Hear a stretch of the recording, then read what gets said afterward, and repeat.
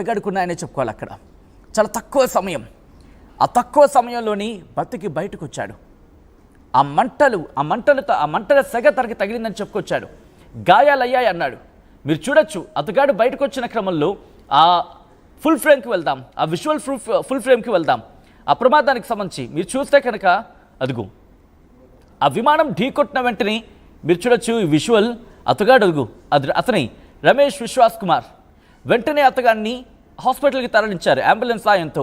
అతగాడు ఒక్కడో నడుచుకొచ్చేస్తున్న విజువల్ మీరు చూడొచ్చు. ఆయన సెల్ ఫోన్ కూడా ఆయన దగ్గర ఉంది. కానీ ఆయన సోదరుడు ఎక్కడున్నాడో ఆయనకు తెలియదు. This is the disturbing content, viewer description is advised. ఈ కథనం మిమ్మల్ని కాస్త కలవరపరచచ్చు. దీనికి సంబంధించి తగిన జాగ్రత్తలు తీసుకోవాలని ఆర్టీవీ సూచించడం జరుగుతోంది. ఈ క్రమంలోనే ఒక్కసారి ఇప్పుడు ఆ ప్రమాదం జరిగినప్పుడు విమానం బిల్డింగ్ని ఢీకొట్టిన క్రమంలో ఆ సీసీటీవీ ఫుటేజ్ ఉంటే ఆ రిక్వెస్ట్ ఒక్కసారి ఆ సీసీటీవీ ఫుటేజ్ను కూడా చూపించే ప్రయత్నం చేద్దాం. ఎందుకంటే మీరు ఆ సీసీటీవీ ఫుటేజ్ని చూసి ఈ విజువల్ని చూస్తే మీకు అర్థమవుతుంది. ఎస్, ఆ సీసీటీవీ ఫుటేజ్కి సంబంధించి విత్ సెకండ్స్ టైమింగ్తో సైతం ఉంటుంది కదా, టైమింగ్తో సైతం చూపిద్దాం. టైమింగ్తో ఉన్న ఆ ఫుటేజ్ని మీకు చూపిస్తే కనుక క్లారిటీ వస్తుంది. ఇదిగోండి, ఇది మీరు చూస్తే కనుక ఆ 17వ సెకండ్ దగ్గర టేక్ ఆఫ్ తీసుకుంటుంది. టేక్ ఆఫ్ తీసుకున్న తర్వాత 30 సెకండ్ దగ్గర నుంచి ఇక దాని ఆల్టిట్యూడ్ కోల్పోయిన తర్వాత ఢీకొట్టిన వెంటనే అది కిందకి పడిపోయిన వెంటనే మీకు మంటలు కనిపించవు. చూడండి, ఢీకొట్టిన కింద పడిపోయిన వెంటనే మంటలు కనిపించవు.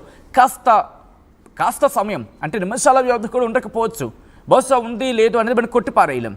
బట్ మీరు చూస్తే అదిగో ఆల్టిట్యూడ్ కోల్పోయింది కదా, కోల్పోయిన తర్వాత ప్రమాదం జరిగిన వెంటనే మంటలు మనకు కనిపించవు. చూడండి, మీరు చూడొచ్చు, అది అలా కిందకి పడిపోయిన తర్వాత అదిగో ఆ వింగ్స్ మనకు కనిపించాయి. అదిగో ఆ వింగ్స్ కూడా మాయమైపోయి వెంటనే కాస్త సెకండ్స్ గ్యాప్ అంటే ఢీకొట్టిన వెంటనే చెల్లాచెదురు అయిపోయి ఉంటుంది. చెల్లాచెదురు అయిపోయిన క్రమంలోని లోపల ఉన్న వారిని విసిరేసి ఉంటుంది. చెట్టుకొకరిని పుట్టుకొకరిని విసిరేసి ఉండొచ్చు బహుశా ఢీకొట్టిన క్రమంలో. ఈ నేపథ్యంలోని కరెక్ట్గా ఎమర్జెన్సీ డోర్ దగ్గర ఉన్న క్రమంలో కాస్త స్పేస్ ఉంది అంటూ కూడా అతగాడు తన మాటలోనే చెప్పుకొచ్చాడు. అక్కడ ఎమర్జెన్సీ డోర్ ఉంది, ఆ ఎమర్జెన్సీ డోర్ దగ్గర స్పేస్ ఉంది, అక్కడ ఉన్నాను నేను, 11A సీట్ అక్కడే ఉంది. ఆ వెంటనే ఎమర్జెన్సీ డోర్ నుంచి బయటకు వచ్చేసి నేను అంబులెన్స్ కోసం వెతికాను, అంబులెన్స్ కోసం చూశాను. బయటకు వచ్చిన తర్వాత అంబులెన్స్ నాకు అక్కడ కనిపించింది అంటూ కూడా ఆ ట్రామా సిచ్యువేషన్ని తను ఎక్స్ప్లెయిన్ చేసుకొచ్చాడు, తను చెప్పుకొచ్చాడు. ఆ రోజు ఏం జరిగింది, ఒక్కసారిగా అరుపులు కేకలు అటువంటి పరిస్థితి, ఒకసారిగా భయానక వాతావరణం, తన కళ్ళ ముందే అందరూ మరణించారు, తన కళ్ళ ముందే ఇక తాను కూడా ఇక అయిపోయింది, ఇక నేను బతకను అని ఫిక్స్ అయిపోయాను, నేను కూడా చచ్చిపోతానేమో అనుకున్నాను అంటూ అతగాడి మాటలు ఒక్కసారిగా అందరినీ గుండెలు పిండేసేలా చేశాయి. ఒకసారి ఆ విశ్వాస్ మీరు చూస్తున్నారు. రమేష్ కుమార్ విశ్వాస్ ప్రమాదం నుంచి బయటపడిన తర్వాత ఆ ఫస్ట్ విజువల్ ప్రమాదంతో కలిపి వెనకాల మంటలు కనిపిస్తున్నాయి. మీరు చూడొచ్చు, ఆ మంటల నుంచి అతగాడు వస్తున్న విజువల్స్ మీరు చూడొచ్చు. పూర్తిగా దట్టమైన పొగ అక్కడ అలుముకుంది, దాంతోపాటు ఇంకా మంటలు ఎగసిపడుతున్నాయి. అది మీకు బ్లాక్ అండ్ వైట్లో చూపించడం ద్వారా మీకు ఆ మంటలు ఆ తీవ్రత కనిపించకపోవచ్చు బహుశా, ఎందుకంటే దట్టమైన పొగ ఆ ప్రాంతాన్ని పూర్తిగా ఆవహించేసింది.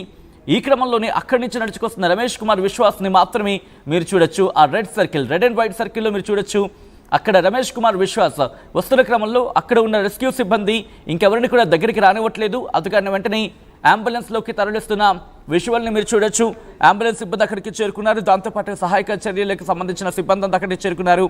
అతగాడు వెళ్తున్న క్రమంలో మాట్లాడాడు. ఒకసారి ఆ రోజు రెస్క్యూ సందర్భంగా అతగాడు మాట్లాడిన ఆ మాటలు ఏంటో ఒకసారి చూద్దాం. क्या भैया बता पैसेंजर अंदर से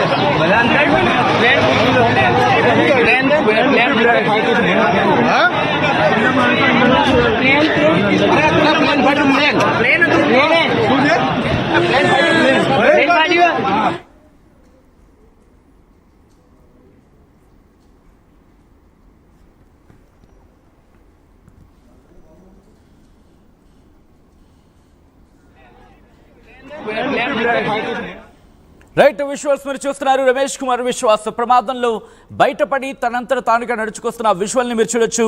ఈ కథనం మిమ్మల్ని కాస్త కలవరపరచవచ్చు. దీనికి సంబంధించి తగిన జాగ్రత్తలు తీసుకోవాలని ఆర్టీవీ సూచించడం జరుగుతోంది. This is the disturbing content, viewer description is advised. మరొక షాకింగ్ వీడియో మీరు చూస్తున్నారు ఆర్టీవీ స్క్రీన్ మీద. విమానం కూలకాని నడుచుకుంటూ వచ్చేస్తున్న రమేష్ కుమార్ విశ్వాస్ ఆ విమాన ప్రమాదంలో 242 మంది ప్రయాణం చేస్తున్న క్రమం అది. ఆ విమాన ప్రమాదంలో 241 మంది మరణిస్తే ఇతగాడొక్కడి బ్రతికి బయటకు వచ్చాడు. మరికొంతమందికి సంబంధించి ఆ DNA పరీక్షల ద్వారా వాళ్ళని గుర్తించాల్సి వస్తుందంటే ఆ ప్రమాదం తీవ్రతను అర్థం చేసుకోవచ్చు. 1 కాదు 2 కాదు, ఏకంగా 1,20,000 లీటర్ల ఇంధనం. రిమెంబర్, 1,20,000 లీటర్ల ఇంధనం ఆ విమానంలో ఉంది. బహుశా కొంచెం ఖర్చు అయింది అనుకుందాం, మహా అయితే ఎంత అవుతుంది? పోనీ ఎంత ఖర్చు అయినా ఇంకొక 1,00,000 లీటర్లు, అది కూడా చాలా దానికి మించి ఉంటుందేమో. అటువంటి క్రమంలో ఇతగాడొక్కడే బతికి బయటికి రాగలిగాడంటే అర్థం చేసుకోవచ్చు ఎంతటి అదృష్టవంతుడు అంటూ కూడా. ఆ మిరాకిల్ అంటున్నారు, మ్యాజిక్ అంటున్నారు, అదృష్టవంతుడు అంటున్నారు, లక్కీ అంటున్నారు.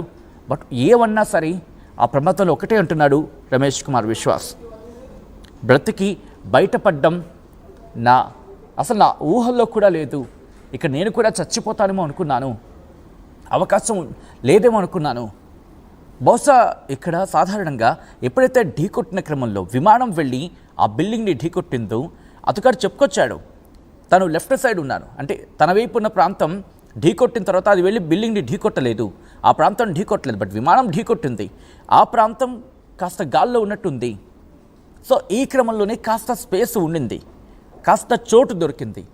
ఎందుకంటే ఎమర్జెన్సీ డోర్ కావడం, ఎమర్జెన్సీ డోర్కి కాస్త స్పేస్ ఉండడం, ఆ స్పేస్కి ఢీకొట్టిన తర్వాత తను సీట్ బెల్ట్ పెట్టుకున్న క్రమంలో కాస్త చోటు రావడం, వెంటనే ఆ డోర్ పగిలిపోవడం ఏంటి, అక్కడ స్పేస్ క్రియేట్ చేయడం ఏంటి, అతగాడు అక్కడి నుంచి బయటకు రావడం ఏంటి, బిల్డింగ్ నుంచి కిందకి రావడం ఏంటి, ఆ తర్వాత మంటలు చెలరేగడం ఏంటి, ఆ మంటలు ఇతగాడి తగిలినప్పటికీ కూడా ఇతగాడు నడుచుకు రావడం ఏంటి, ఇవన్నీ చూస్తుంటే మిరాకిల్ అనిపిస్తోంది.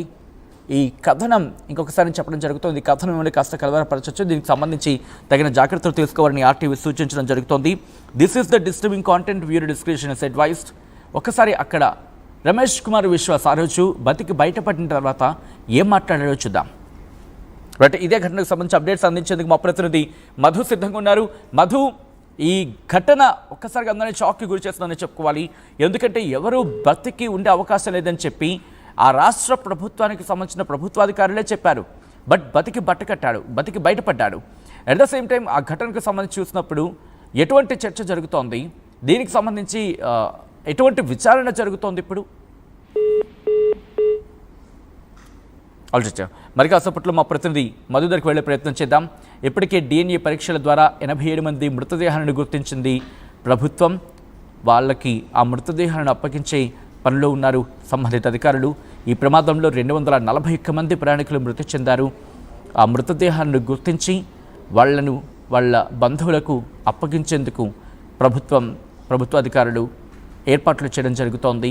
ఇంకా తమ వాళ్ళ జాడ దొరక్క తమ వాళ్ళని, మరి ముఖ్యంగా తమ వాళ్ళు ఉన్నారా లేదా అనే ఒక ఇబ్బందికర వాతావరణంలో కొంతమంది కుటుంబ సభ్యులు అంటే అర్థం చేసుకోవచ్చు. తమ వాళ్ళు లేరు అని తెలుసు, కానీ కనీసం వాళ్ళ పార్థివ